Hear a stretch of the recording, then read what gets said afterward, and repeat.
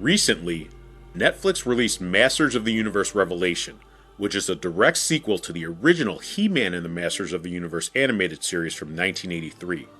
This new series will focus on many of the unresolved storylines from the original animated series, and I couldn't be more excited. As a child of the 1980s, I loved animated cartoons, but I didn't have as many ways to enjoy them as kids do today. There were no streaming services like Netflix and Disney Plus, and cable stations such as Nickelodeon or Cartoon Network either didn't exist yet or had limited programming options. When I was a kid, there were two times to watch cartoons: Saturday mornings and after school. Every Saturday morning I would grab a bowl of sugary cereal and watch some of my favorite shows like Disney's Adventures of the Gummy Bears, Hulk Hogan's Rockin' Wrestling, and Spider-Man and His Amazing Friends. The lineup of after-school animation was just as good, as it was packed with such classics as DuckTales, Transformers, and G.I. Joe. All of these programs hold a special place in my heart, but one show stood out and captured my imagination more than the rest. That show was He-Man and the Masters of the Universe.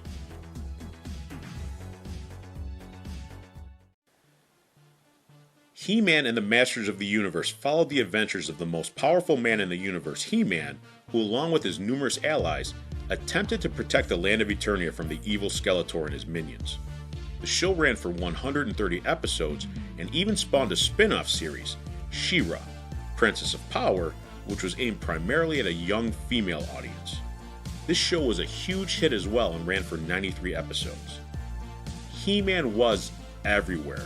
The toy line was a huge success, and He-Man could be seen on everything from alarm clocks to piggy banks.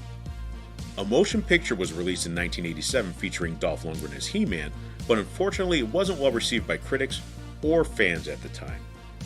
The Masters of the Universe also made the leap to video games, but these games were lackluster at best. It wasn't until 2014 when a group of fans got together and created a game that He-Man fans would be proud of. Using the Open Boar game engine, which was originally developed by Senile Team to create a fan-made tribute to Sega's Streets of Rage series, GameJolt and YouTube user BWWD created the phenomenal and free-to-play fan game, He-Man and the Masters of the Universe. He-Man and the Masters of the Universe is an amazing side-scrolling beat-em-up with gameplay similar to the classic Konami arcade games Teenage Mutant Ninja Turtles and X-Men. The evil Hordak has invaded Eternia, banished Skeletor and his minions, and plans to steal the Diamonds of Power. It's up to He-Man and his allies to stop him. In this beautiful fan-made game, up to 4 players can battle their way through 28 levels of arcade-style action based on the classic animated series.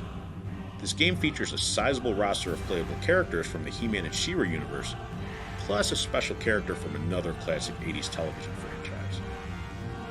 Each player has a variety of special moves. Some can temporarily transform, fly, or even summon characters such as Battle Cat and Panther to fight by their side. While the majority of levels play as side-scrolling beat-em-ups, there are also platforming levels, side-scrolling shooter-type levels, and even a maze level, which adds a nice variety to the level design and gameplay. Players also encounter some of the most memorable villains from the series in epic boss battles. The graphics, sound, character animation, and backgrounds truly showcase the programmer's love of the source material and appear to be straight out of an episode of the classic animated series. At times you'll forget that you're playing a fan-made game and not a big-budget title created by a major studio.